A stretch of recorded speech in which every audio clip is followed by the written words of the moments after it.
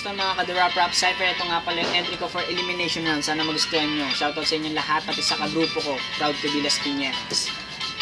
Yo, talento kong pinuro pagdating ng tamang panahon. Ibang-iba ang lalim ko mula sa dati at ngayon ng husay. Sa paggalaw, pagdurakot, pagbitaw, niluluto kong maigi ang pyesa kapag hilaw. Pinaplansya at pinupulido, mga letra ang sagradong linyang di kayang matumbasan ng pera. Mga barang pumuno sa mga kulang at bitin. Lahat ng berso may pitik, bawat punto may diin. Napapansin ng bawat daloy, pagbigkas ng salita, lagyan ng meaning. Angas, tikas at ituro sa ibawag manigurado. Lalo na't kung may anggulong baka. Sa pagsikat di kailangan ng triangle at mata na gets nyo ba? Kahit wala akong beautiful voice, wala isipan naman ng letra ko like multiple choice. Mala Da Vinci Code ang setup, tanging utak ang gamot. Mag-iimbestiga ka muna nang makuha ang sagot. Wala ng wordplay kung OA naman ng pagbuo. Mas okay pa kung all the way ang paggawa ng anggulo. Sinasa puso ko kasi kaya rumekta dun sa utak. Parang sumanib sa akin ng espiritu ni Tupac. Inatupag ko ulit, iba't iba man ang talento. Sikretong umibas sa mga bagay na pareho, kahit diretso o lihis mananatiling malakas. Naliliyab na mga barang mag-iiwan ng bakas.